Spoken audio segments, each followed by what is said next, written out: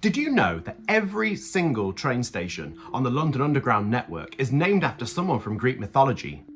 You didn't, because they're not. But this bit is true. Most of the Greek gods are now living in London Underground stations, and I know it because I've seen it with my own eyes. The clue is in the name of the stations, and today I'm gonna reveal those secrets. Revealed. Now, all of the stations we're going to talk about are either London Underground, Elizabeth Line, or London Overground. I don't want any of the mommist god of criticism people coming up to me like, no, it's not actually the London Underground. I'm telling you that now, okay? They're all part of the Transport for London network. So whether you're a Myth and Chips fan living here in London, or somewhere else in the UK, or maybe even somewhere else in the world, today I'm going to be revealing where you can find these Greek gods that are living down in jolly old England. I'm going to start with a shout out to the young mythologists at Downsall Primary School who've had me screaming the stories of the Trojan War at them for the last 2 weeks. It's because of you that I'm doing this video, because every single day I was coming to your school, I was going through a station called Seven Kings, and I was like, who are these kings? And then it started me thinking, maybe all of the stations on the Elizabeth Line are named after Greek myths and weird kings, dynasties, gods, goddesses, ghouls, ghosties, monsters, etc. So thanks. So grab your Oyster card. Oi, get out of there, Aphrodite. What's she doing in there? It's kind of where she was, isn't it? You know, like the Venus de Milo thing. Get your passport if you're coming from somewhere else, because we're going down, down, down, deeper underground. Let's find those pesky gods living in our fair city. To London we go. Myth and chips? Chips? What on earth is this utter nonsense I'm watching? We're going to start in the west, head to the north, and then we're going to the best place of all, East London. Yeah, that's where it's happening.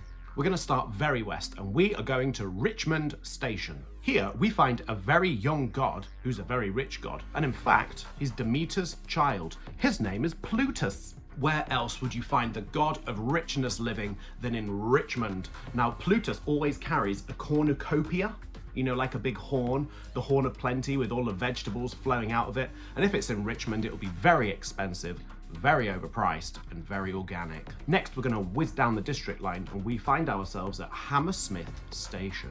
Hammersmith. Maybe you can guess which smoky craftsman lives there. He loves a bit of metalwork. He's often found with a big old hammer. And he's the smith of the gods. It's Hephaestus. He lives in Hammersmith, of course he does. Up a little bit now, we're going to Shepherd's Bush. Now, I know a god who likes to help the shepherds, and once he did find himself in a bush. His name is Pan. He's the guy who makes the pan pipes. I'll tell you the story real quick. He was pursuing a nymph whose name was Syrinx, and she was trying to escape from him. He kept jumping out of bushes at her, throwing her into a state of panic. You know, panic, that's where it comes from. Facts! Syrinx transformed into some reeds to try and get away from him. He didn't realise it, but nonetheless, he cut the reeds down, started to blow them, hoo, hoo, hoo, hoo, hoo. And that makes the pan pipes, also known as the syrinx. Fun, isn't it? That's also where you get the word syringe. Random etymological facts on my brand. So that's right, Pan lives in Shepherd's Bush, helping the shepherds and creating panic in the west. Our final stop in the west takes us to Turnham Green.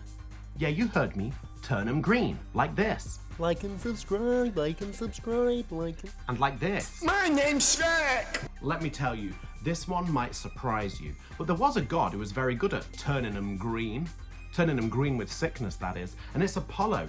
Sure, we know him as the god of music, the god of light, the god of prophecy, but he's also the god of health.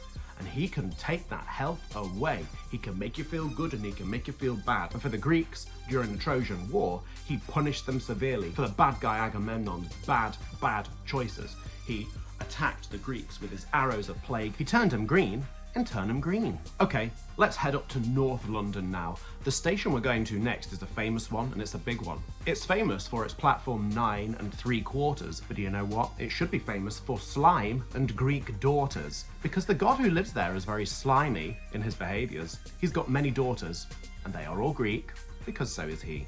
You know what I'm talking about. It's Zeus, and I'm talking about platform 9 3/4 in King's Cross. And let me tell you, the king of the god is cross. This king's cross if you cross him. This king's cross if you cross the road in front of him. This king's cross if you cross his name off a list of gods that you like. This king is so cross. The king's cross. It's Zeus.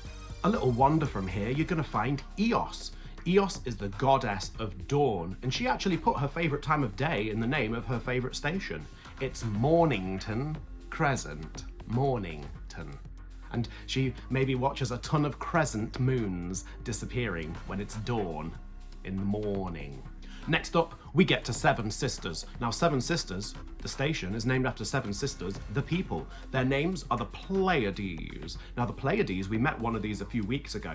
Maya, Hermes' mama, was one of the Pleiades, and her 6 sisters, making 7 in total, have got a little station in North London. That's nice for them. Now, the Pleiades started off as mountain nymphs. When they were trying to escape a giant, they ended up being turned into doves, thrown into the sky. They become the Pleiades, the constellation.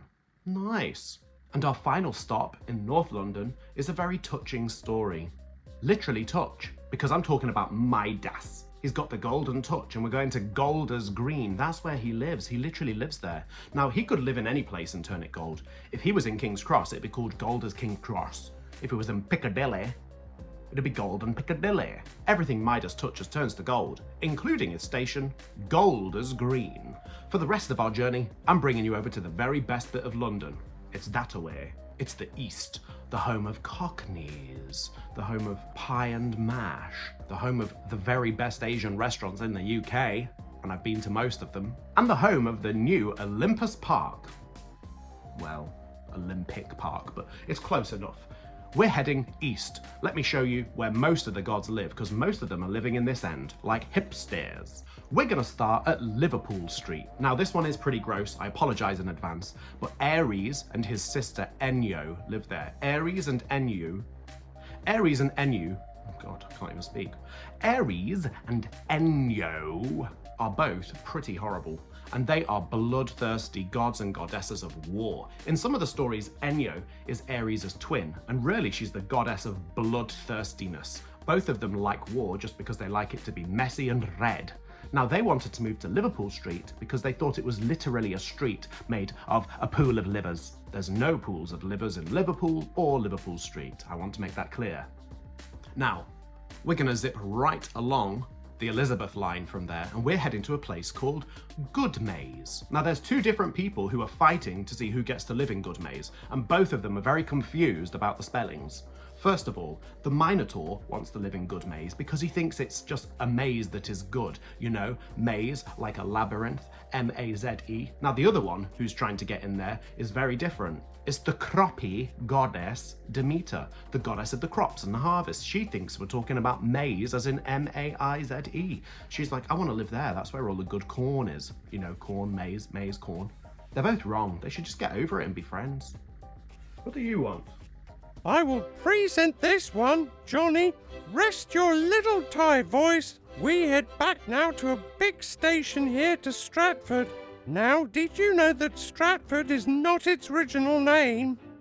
It goes back to Saint Rat, the most famous rodent in the history of London. Back in the old days, there was a Ford there. You know, the car. I think it was a Ford Fiesta. And the rat was the personal driver for the Prime Minister and did a great job. When Rat died, it became a saint, and the place where it parked its car was known as St. Rat's Ford, which began St. Ratford when ridden down and eventually got smushed up to Stratford. Definitely true. Next up, we're taking a little trip down to Bow Road. You know who has that bow? It's Artemis. She's the goddess of hunting. And our final destination takes us east, east, east, east, east to one of the newest train stations on the London network. We're going to a place called Barking Riverside. And do you know who else was doing some barking at the riverside? That's right, I'm pointing to all 3 heads. It's Cerberus. With all of his yapping, woofing heads, he's barking at the riverside. Now, he's barking at the side of the River Thames now, but back in the olden days, he was barking at the side of the River Styx. So now you know, everybody. Don't let Percy Jackson trick you into thinking that the Greek gods have taken residence in New York City. No, no, no. I've seen them with my own eyes. They're here in London, yeah? With me. Gloomy and depressed, waiting for a train that won't come. Johnny, that sounds like a bad way to end an episode. Maybe I should get a friend to do a dance. Well, that's a foolish idea, Ganymede. But luckily for you, I'm a foolish guy, and I quite like your thinking.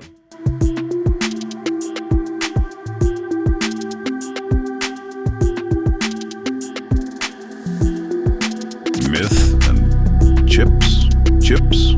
What on earth is this utter nonsense I'm watching?